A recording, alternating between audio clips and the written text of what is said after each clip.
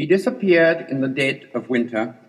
The brooks were frozen, the airports almost deserted, and snow disfigured the public statues. The mercury sank in the mouth of the dying day. Oh, all the instruments agree, the day of his death was a dark, cold day. Far from his illness, the wolves ran on through the evergreen forests. The peasant river was untempted by the fashionable quays. By morning tongues, the death of the poet was kept from his poems. But for him, it was his last afternoon as himself, an afternoon of nurses and rumours. The provinces of his body revolted, the squares of his mind were empty, silence invaded the suburbs, the current of his feeling failed. He became his admirers.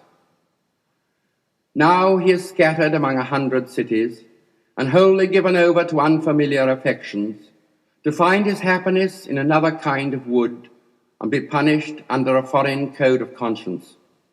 The words of a dead man are modified in the guts of the living.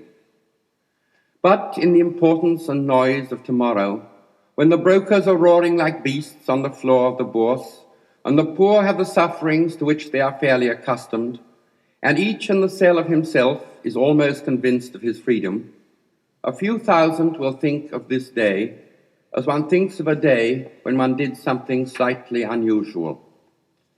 Oh, all the instruments agree, the day of his death was a dark, cold day. You were silly like us.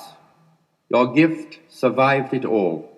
The parish of rich women, physical decay, yourself. Mad Ireland hurt you into poetry. Now Ireland has her madness and her weather still. For poetry makes nothing happen.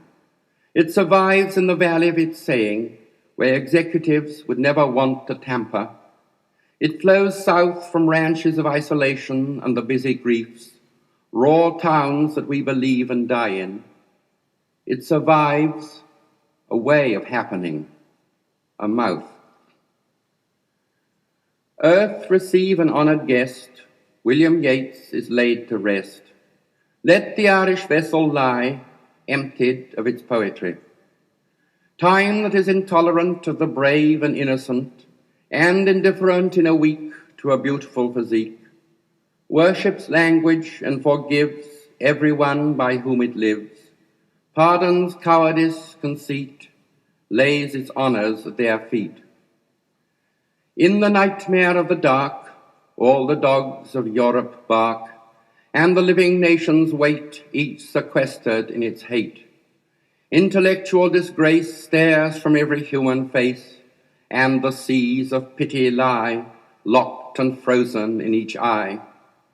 Follow, poet, follow right to the bottom of the night, with your unconstraining voice, till persuade us to rejoice. With the farming of a verse, make a vineyard of the curse. Sing of human unsuccess in a rapture of distress. In the deserts of the heart, let the healing fountain start. In the prison of his days, teach the free man how to praise.